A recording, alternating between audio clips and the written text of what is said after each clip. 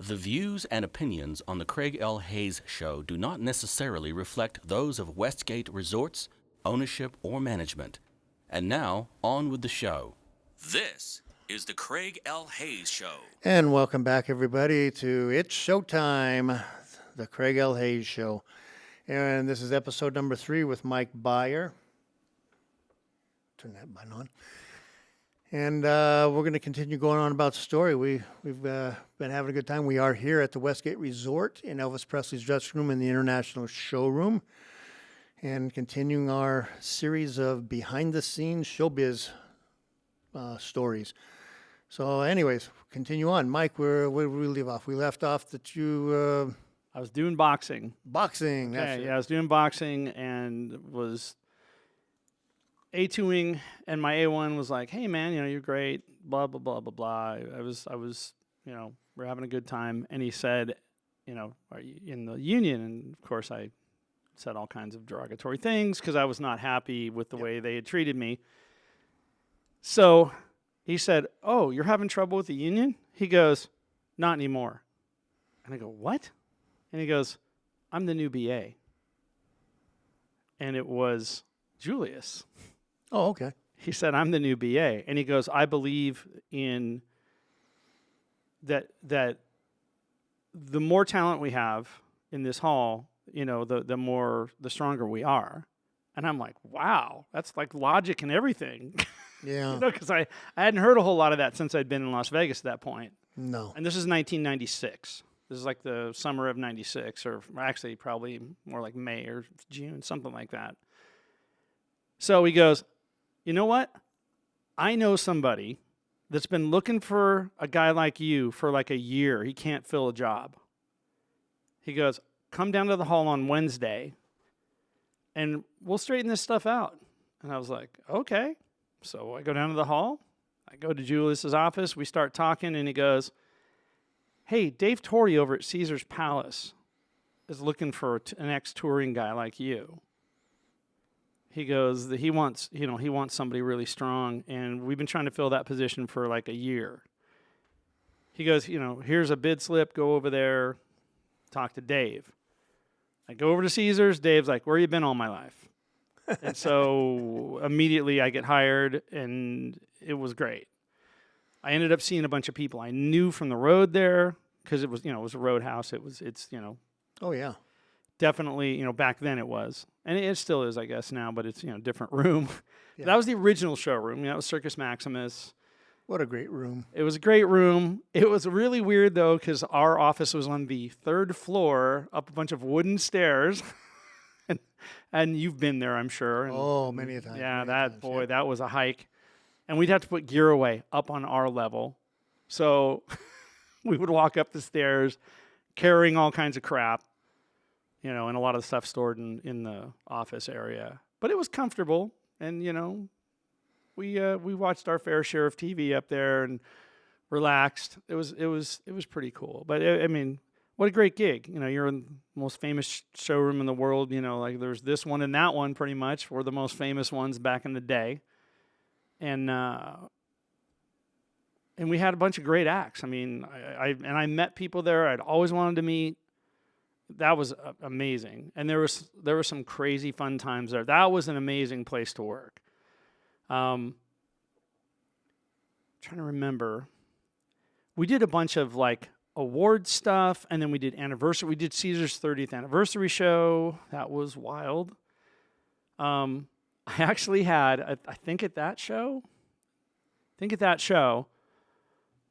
all these famous people are walking in because they had all the boxers, they had Hearns and friggin' Sugar Ray and, everybody from the old days. And then Muhammad Ali showed up, and I got to meet him. Now, obviously, he was having issues with Parkinson's at the time, but still, it was Muhammad Ali. And I was yeah. God, this is amazing. And then also there was Peter Fonda was there, and Evel Knievel. I mean, it was amazing. It was like the cavalcade of stars because it was, Caesar's 30th anniversary. Yeah. And that's where I met Barbie Benton, I think, as well. It might have been that or some other show there. I met Barbie Benton, and the irony is, I met her and I talked to her for a minute. I go, "Hey, you got a second?" And I said, hey, I'm from Sacramento. And she like kind of lit up. And I'm like, I went to your high school. I went to Rio Americano. She's like, oh my God, really? Wow. And I go, and your dad delivered me. Well, her dad was a doctor. Her dad was an obstetrician. How about that? And delivered me. And I don't want to say the year. But anyways, a long time ago. So that was pretty amazing. She was super, super nice.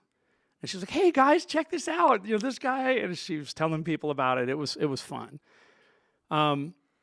But anyway, during that anniversary special, I'm walking across the stage and B.B. King's there. And he sees me and he's like, oh my God. And he turns around and he hugs me.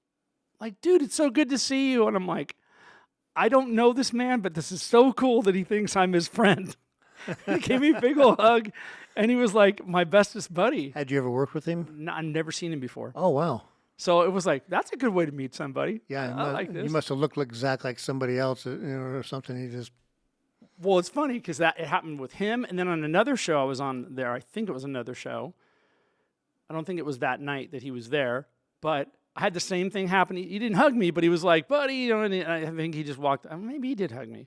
It's freaking Kenny Rogers, who you and I worked with a ton here. Bunch here, yeah, a bunch here. Yeah. Remember him and Keith? His sound guy. Yep.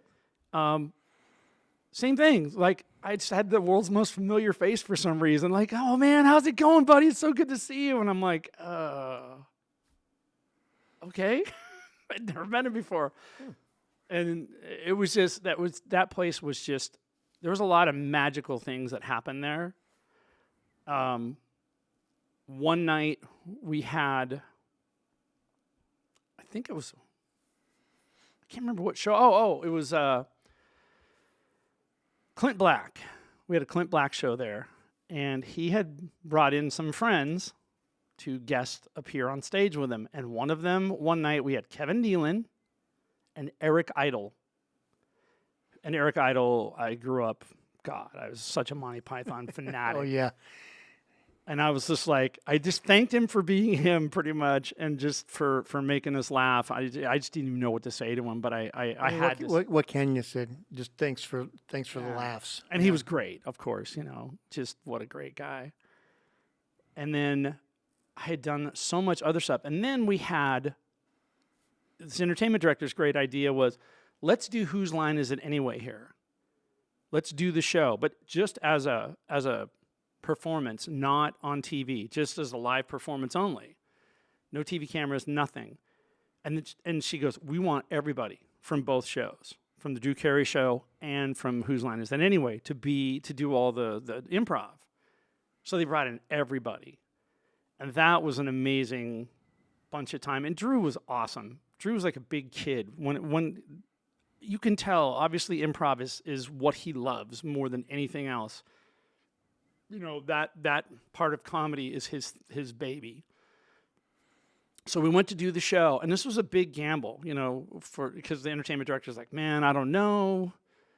Drew came to me with this idea. I want to do this, and I hope it works.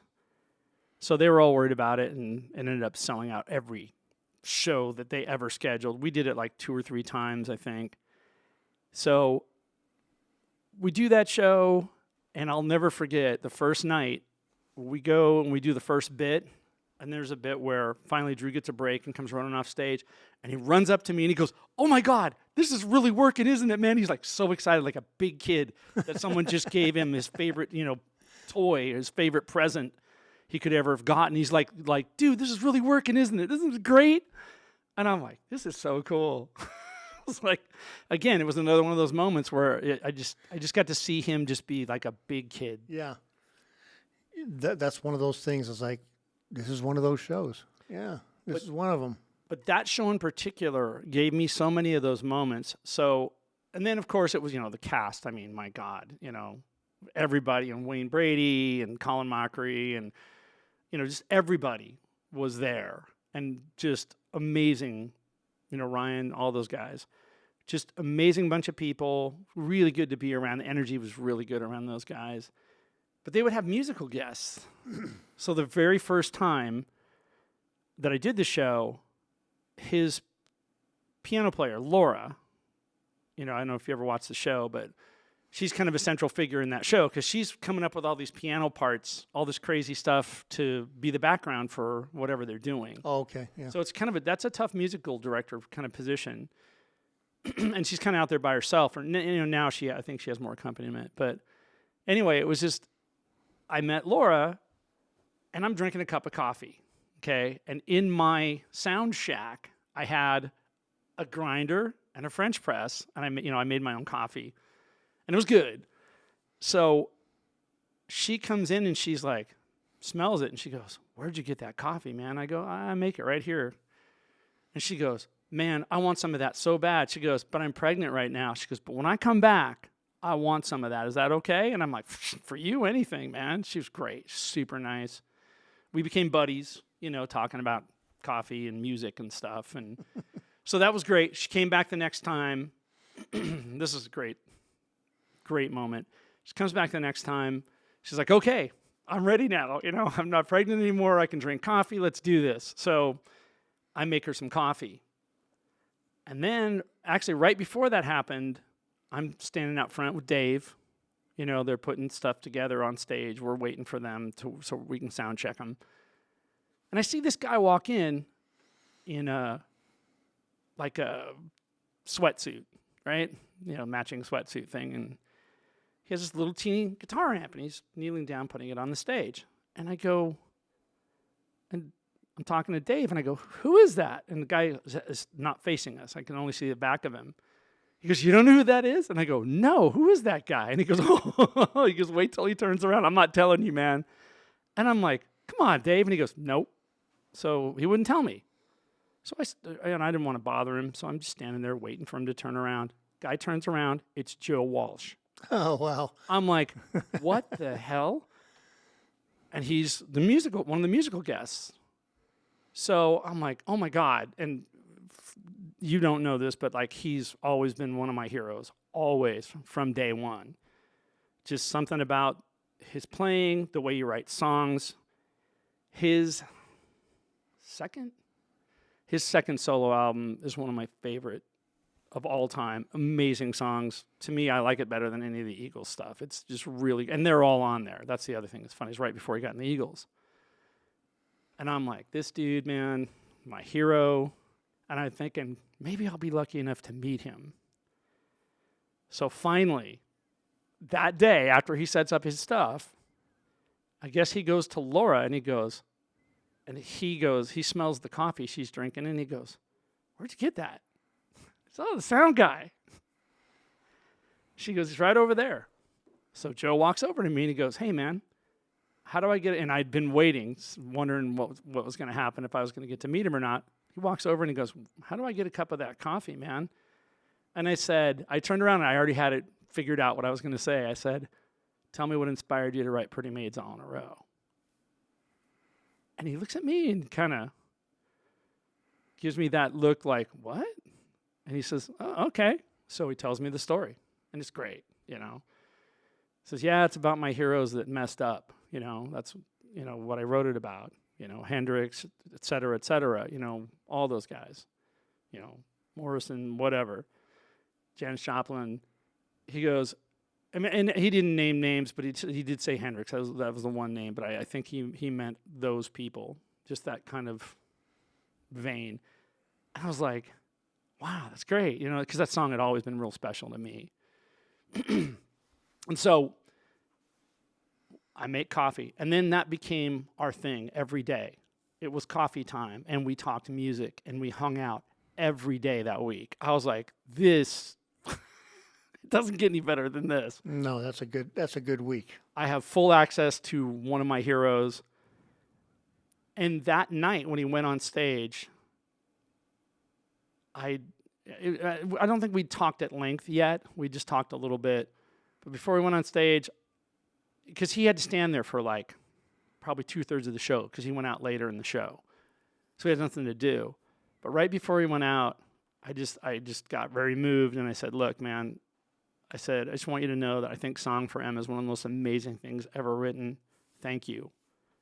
And that's really personal, that song for him. He lost a daughter, and it was about her, and I was like, wow. just, just amazing. But he looked at me and he goes, and almost like, really? Like, you know that song? And he was just like, thanks, like thank you that meant something to you. Oh, cool. So and we just had the best time. And I embarrassed myself a couple of times, but it was funny. But it was just really great to talk to him. And he's just like the most humble, wonderful, amazing person. And I actually got to know all that about him and just, sometimes they say don't meet your heroes, but he far exceeded anything I imagined. He was just such a great human. You could just tell, right away. And it just stayed that way the whole time. And and he told me a lot of funny stories. He's just a funny guy, a great guy. And we had a lot of those times there. We had another time, Howie Mandel. Oh my God, talk about a really cool, crazy person. I'd heard all these things about Howie. He actually shook my hand, and people are like, he never shakes anybody's hand. And Yeah, I know that is super rare. yeah, but it was after I worked with him a couple of times. It was one of those things. I think he's like, I don't know where you've been. It was so weird, and he just was always really good to me. So, and then he became, he's like a big kid. He's goofy and funny, and and if he likes you, that's a whole different level for him. And I remember I'd been working with him a bunch because he was there all the time, and he would do his big thing, and he'd do his whole stuff where he'd work on his material, work off of that with the audience. And there were nights where Howie loved hecklers. He loved hecklers. He liked them. He wanted them to be part of his show. So he wanted to be heckled. So there was one night where he went off, completely off his material, and just worked hecklers all night because no one can get over on him. Nobody. So it was great. He's doing his thing, and we're there at Caesars, and I'm on stage. Torty's out front. So I'm dealing with Howie directly, and it's fun, and he's, goofy before he goes on. So one night, he's there, and he's doing this routine. He's talking to all the hecklers, and this crazy woman who's just smashed out of her mind is on one of the front tables, and she's like, whoa, whoa, whoa, whoa, whoa. She's just not making any sense. She's completely incoherent, yelling out stuff. And finally, Howie goes, ma'am, you are so funny. Oh my God, you're so funny. I want you to come up and finish my show. And we're like, what? And he waves the security guy over, and he walks her up on the stage. And Howie hands her, he goes, hand her I'm going to take the spare. And he gives her the spare mic. And it's a wired 58. And she's out there, and she's going like, blah, blah, blah, blah, blah. She's like telling these jokes that are completely incoherent, and then she's laughing at her own jokes. The audience is falling out of their chairs. We're falling out of our chairs. It's hilarious. And Howie turns to me. He's like by the side of the stage, standing next to me, and he turns to me and he goes, when this starts to go off the deep end, when this starts to go downhill, as soon as it starts to go downhill, I'm going to have him play the music. You tell him to play the music, and we're bringing the curtain in. He goes, we're cutting the mic. And he goes, okay. She went on for a few minutes, and it was just, people are falling out of their chairs. And finally, it starts to get old. So Howie goes, okay, cut her off, bring in the curtain, do everything. So we bring in the curtain, do all that stuff. I grab the mic from her, and then security whisks her off the stage. But it's just one of the funniest moments ever. And then Howie would do stuff like he'd be wearing a lav. That was his thing. He liked to work up his lav most of the time. There was times that he'd get bored and he wanted to spice up his show, so he'd pretend it didn't work. He would do stuff like that as part of his act. I was going to go, and he would act like it wasn't working. And we're just like, what the hell? And after a while, he'd look over and he'd like look over at me and he'd like shake his head like, no, it's fine, don't worry. But the audience thinks, and he would make jokes off stuff not working. And then one night, I met there like, it's like 12:30. We just finished like a second show. And I'm working on something. I was working on mastering something that a friend of mine had sent me. And I had headphones on, so I didn't know what was going on. I know it's late, showroom's empty. I feel this tap on my shoulder. I turn around, it's Howie, and he goes, "Hey, man, how you doing?" It's like out of nowhere, like the middle of the night, right? Was he just wandering around? He's just wandering around, and he goes, "Man, I remember the first time I came here." You know, he's all crazy. First time I came here, and I opened for Diana Ross, and I got booed off the stage. He goes, "But now look." Like, you know, I sold out this whole week, you know, because he sold out every time he was there. Yeah. He's like, "But now look," you know, and it just was talking stories with me. He was there for probably, I don't know, 10, 15 minutes. Just wanted to talk, Yeah. you know, just funny. You know, I mean, just being Howie. Yeah, backstage we get to see a different person than a lot of people out there see it. It's like they're just people. Yeah. They're just people being paid to sing fabulously or tell jokes or, you know, they're just people. But you know what the secret is too? One of the reasons that we have those moments is they get to know you and they trust you. Yep. They absolutely, they're like, you're part of our family here on stage. Yeah, exactly. And it makes such a huge difference that in the way that, you know, the access that you get to them. And it just, that's one of the amazing things that makes those moments happen. Because they're like, "I know you're on my side. I know you're here for me, man. I trust you." Yep. It's a very, I'm not gonna say fun. It's a very respectful back and forth. It's a very, you know, it's really cool to be with them, and then they do trust you, and it's like, "Oh, everything's gonna be fine. You got it. And everything's good." So, anyways, we're gonna come to a conclusion right here on this episode until we come back in just a minute on our next one. So until then, Talbot, take it away. This is the Craig L. Hayes Show.